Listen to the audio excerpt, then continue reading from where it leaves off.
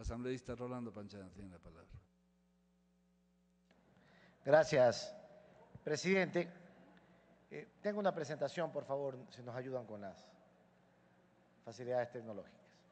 Antes de empezar, quisiera recalcar que en el informe para segundo debate recibimos observaciones de 50 asambleístas, lo cual nos permitió enriquecer mucho el texto de ley. En los anexos que nosotros hemos entregado dentro del informe de la comisión, existe, aparte del texto de la ley, el razonamiento que tuvo la comisión artículo por artículo de por qué incluíamos o no incluíamos o modificábamos ciertos textos en relación al informe de primer debate. También dejamos constancia de que para enriquecer la visión del tema, analizamos legislaciones análogas de los países que describimos en el informe que cada uno de ustedes tienen en su escritorio. Este es el proyecto inicial de ley. Era una ley de protección animal que contaba con 73 artículos, 8 disposiciones generales, entre las que se propone en ese original proyecto la derogatoria de una disposición del Código de Procedimiento Penal y la inclusión de 8 artículos innumerados. 9 disposiciones transitorias que regulan las materias establecidas ya en la ley forestal. Nosotros recibimos observaciones de 24 instituciones públicas, privadas y académicas. Las públicas, el Ministerio de Ambiente, de Agricultura, Ganadería, Acuicultura y Pesca, Ministerio de Salud Pública, Ministerio de Educación, Ministerio de Justicia, Asociación de Municipalidades del Ecuador. Las instituciones académicas, las 4 que respondieron, coincidieron en la necesidad de una ley, pero que proteja específicamente a los animales domésticos y no a los otros animales pertenecientes a la fauna silvestre, porque eso ya está regulado en la ley forestal y en el texto unificado de legislación ambiental secundaria TULAS. Siga. Se recibieron, como recalco, aproximadamente 50 observaciones por parte de los asambleístas. Además, se pronunciaron Protección Animal del Ecuador, Fundación Zoológica del Ecuador, Centro Ecuatoriano de Derecho Ambiental y la Asociación de Médicos Veterinarios Especialistas en Pequeñas Especies. Así llegamos a la estructura actual del proyecto de ley, que debo recalcar, compañeras y compañeros, este proyecto de ley en su informe es votado por la unanimidad de los integrantes de la comisión. Es decir, hubo un criterio absolutamente unánime en la presentación del informe. El objeto de la ley es la protección integral de animales domésticos y de compañía, que hoy no existe a este nivel, sino en ordenanzas municipales de algunos cantones, no la mayoría de cantones del Ecuador, todas estas ordenanzas dispersas y con parámetros que era necesario unificar. Nosotros consideramos, en la estructura de la ley, que es deber del Estado, a nivel del gobierno central y los gobiernos autónomos descentralizados municipales, coordinar acciones de protección para los animales domésticos y de compañía. En el transcurso del tiempo, desde el primer informe hasta el segundo informe que hoy estamos presentando, ocurrieron algunos hechos que fueron de autoridad nacional. El último ocurrió en la provincia de Santa Elena, previo a la realización del Campeonato Mundial de Surf la semana anterior, en donde se armó todo un escándalo por una redada y captura de perros callejeros en la comuna de Montañita, a fin de evitar que estos perros callejeros, que no estaban abandonados o perdidos, provoquen un problema de salud con la cantidad de los visitantes que iba a tener Montañita con ocasión de la realización de este campeonato. Esto motivó un pronunciamiento del presidente de la República incluso, en la línea en que hemos elaborado el proyecto de ley. Es decir, darle a los municipios la capacidad de asumir esta competencia con reglas uniformes, pero asimismo con la libertad de que, de acuerdo a la realidad de su jurisdicción, Es distinto el problema de los animales domésticos y de compañía en Quito, en Guayaquil, en Zamora, en Riobamba, en Carchi.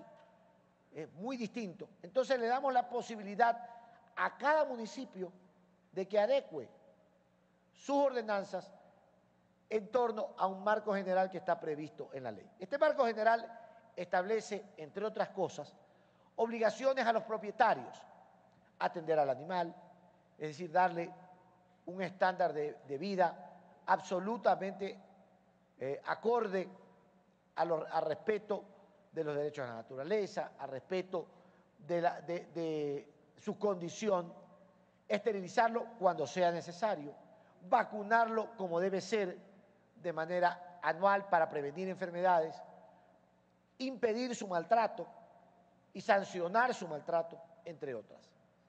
Las medidas de prevención respecto de animales potencialmente peligrosos y declarados peligrosos.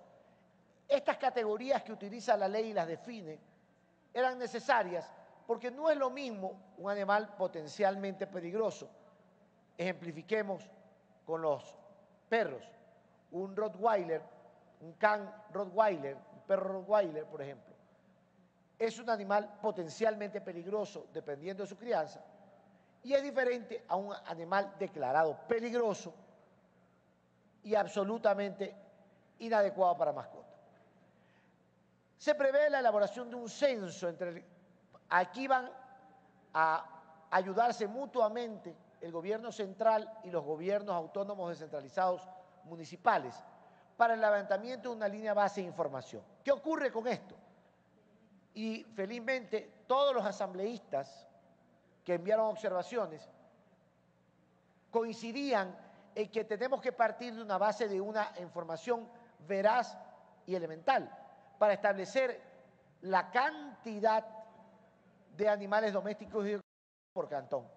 Esto tiene que hacerse previo a un proceso de identificación que sea inviolable, porque hay procesos de identificación que pueden falsificarse, que pueden manipularse, y la idea es que no se proveer de un mecanismo que nos dé una información fidedigna a corto, mediano o largo plazo. Siga. En la estructura del proyecto ustedes podrán observar definiciones de lo que es un animal abandonado, de lo que es un animal perdido.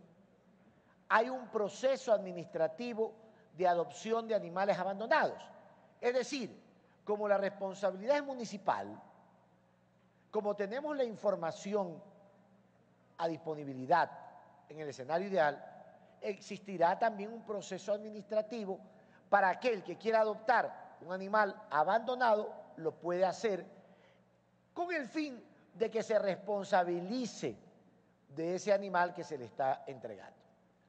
Existen regulaciones previstas en el proyecto de centros veterinarios, de establecimientos de venta de productos alimenticios y normas básicas en caso de adiestramiento, porque tampoco podemos permitir en este tema que alguien se autotitule o se autonombre adiestrador de animales domésticos. Debe haber una mínima regulación. En este caso, la ley establece un marco general y serán los municipios, de acuerdo a la realidad de su cantón, aquellos que establezcan las particularidades en cada caso. Hay regulaciones también para establecimientos de venta y crianza de animales domésticos de compañía, procedimientos y causales de práctica de eutanasia, es decir, no puede practicar la eutanasia cualquiera, tiene que practicarlo un veterinario por las causales y de acuerdo a lo que establece la ley, esta ley utilizando los métodos que esta ley establece. Descartamos envenenamiento del animal, por ejemplo, o matanza del animal por métodos violentos, como por ejemplo un tiro. Eso no se puede hacer ni a título de eutanasia. La ley establece, facilita la instauración de un registro de instituciones protectoras de animales y su calificación como entes colaboradoras, por ejemplo, a las asociaciones de protección animal que hoy están invisibilizadas o marginadas de un contexto legal, se las incluye como entes colaboradoras en esta ley. Siga. Se crea sin aumentar burocracia, sin implicar con esto una erogación de gasto público, un consejo asesor de bienestar animal que dicta políticas generales respecto de este tema, sin arrogarse funciones que ya están asignadas a los diferentes ministerios. Dentro de la ley hay infracciones leves, graves y muy graves, siempre en el ámbito administrativo, no en el ámbito penal ni en el ámbito civil, porque nos dimos cuenta, y algunos asambleístas ratificaron este criterio, de que si la Asamblea está discutiendo una reforma al Código Penal, es allí donde debe incluirse y describirse un tipo penal acorde a esas inconductas. Hay medidas complementarias, siempre los municipios que no están en capacidad inicial de prestar estos servicios, pues tendrán la posibilidad de delegarlo a un privado de acuerdo a sus propias ordenanzas. ¿Cuál es la autoridad competente para llevar el proceso sancionatorio administrativo? El gobierno autónomo descentralizado municipal, es decir, es el municipio. Esto no está ajeno ni a nuestra cultura ni a lo que ya está ocurriendo en algunos municipios que tienen el tema bastante adelantado y organizado, el de Quito, el de Guayaquil, por ejemplo, algo el de Cuenca. Sigamos. La propuesta incluye normas para mejorar los niveles de coordinación entre el gobierno central y los municipios respecto de la protección de animales domésticos. Establece obligaciones directas entre el propietario del animal doméstico y de compañía a su cargo, entre ellas, obviamente, la identificación. Regula las actividades de los centros y establecimientos y personas dedicadas a la venta, crianza, adiestramiento y cuidado de los animales domésticos y de compañía. Allí, por ejemplo, hemos recogido la sugerencia del asambleísta Yantalema, porque entendemos que en la Amazonía ecuatoriana, por ejemplo, o en ciertas jurisdicciones urbanas de la Sierra Centro, existe la costumbre de comercializar animales domésticos en ferias o en sitios de concurrencia o en plazas, en eventos o en sitios de concurrencia general. Entonces, claro, en la comisión discutimos y dijimos no, si bien es cierto, se debe prohibir el comercio indiscriminado de animales, también es verdad que esta realidad hay que atenderla. Entonces, incluimos la excepción de que a criterio del municipio del cantón en la zona urbana, si es que el municipio considera que por razones ancestrales, que por razones culturales o de otra índole justificada se debe permitir este comercio, que se haga de acuerdo a las normas que el municipio establezca. En cuanto al resto de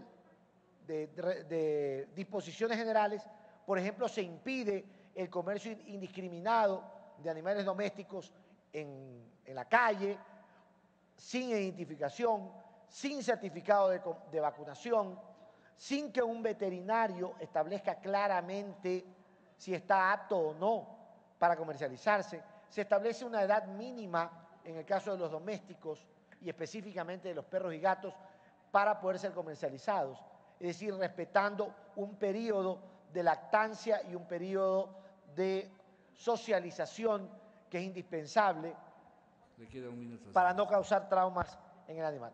Ya termino, presidente. Siga. Como decía, creemos que hemos recibido los aportes de muchos.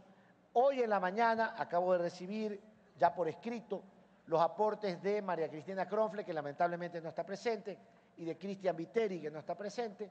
Son aportes interesantes. De hecho, le quería decir personalmente a María Cristina que lo que ella propone respecto de las personas con discapacidades y los animales que facilitan sus tareas será plenamente acogido, porque es realmente un aporte a la ley. Lo mismo el asambleísta Cristian Viteri, hay algunas cosas que está aportando que son bastante buenas, y queremos escuchar sus criterios respecto del informe para segundo debate.